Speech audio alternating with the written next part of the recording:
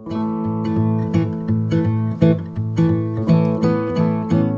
dignity was at the heart of the Arab Spring.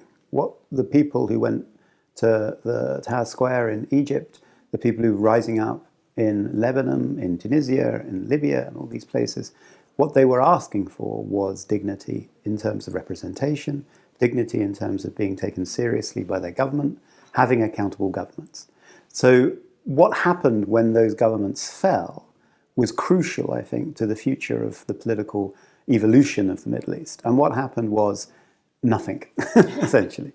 Those authoritarian governments came back. In Iraq and Lebanon, we're still seeing the fruits of the Arab Spring.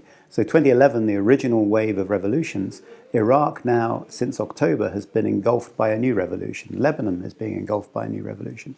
And at the heart of that revolution is a demand for dignity, for human security, for freedom from sexual abuse, sexual violence, material, livelihoods. People are demanding an end to corruption, they're demanding better government, but they're also demanding independence.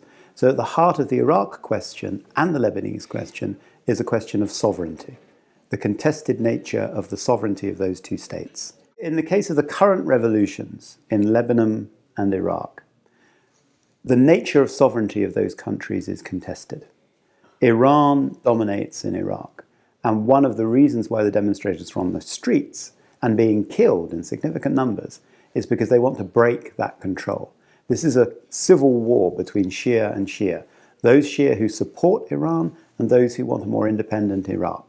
In Lebanon, people are just fed up of Iranian influence, Jordanian influence, Saudi Arabian influence, American influence. They want an independent Lebanon. So again, it's a question of sovereignty. It's a question of external big powers, surrounding powers, playing a role in the political systems of Iraq and Lebanon, and people being sick to death of it. Personally, I'm not a fan of revolution. I'm a fan of evolution. And my worry about revolutions, particularly in the Middle East, is that there's usually not a platform for what the revolution seeks to achieve. They know, for example, in Iraq today and in Lebanon, they know very clearly what they're against. They're not particularly clear about what they're for, and they're not necessarily for the same thing. There's a broad coalition which is fed up of corruption, is fed up of intervention in their country by other powers.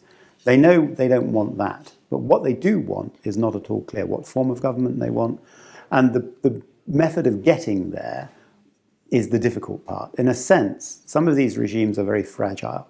They're like glass houses, and if you hit them, they shatter. And if there are no powers around protecting that particular regime at that moment, they collapse. But what do you put in the place of the glass tower when you've shattered it? In some ways, the easy part is the revolution. The more difficult part is what you build after the revolution. Democracies consolidate when one group transfers power to another group through a peaceful election.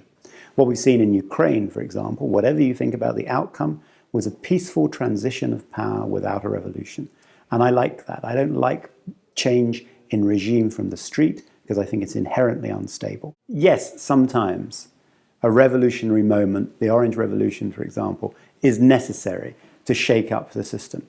But what you need in a revolution is a program of change. What are you going to do with power when you get it? If you don't know that, then ultimately revolutions will consume themselves. They'll destroy the idealism that created them. And from them, 9 times out of 10, what emerges from a revolution is a new dictator.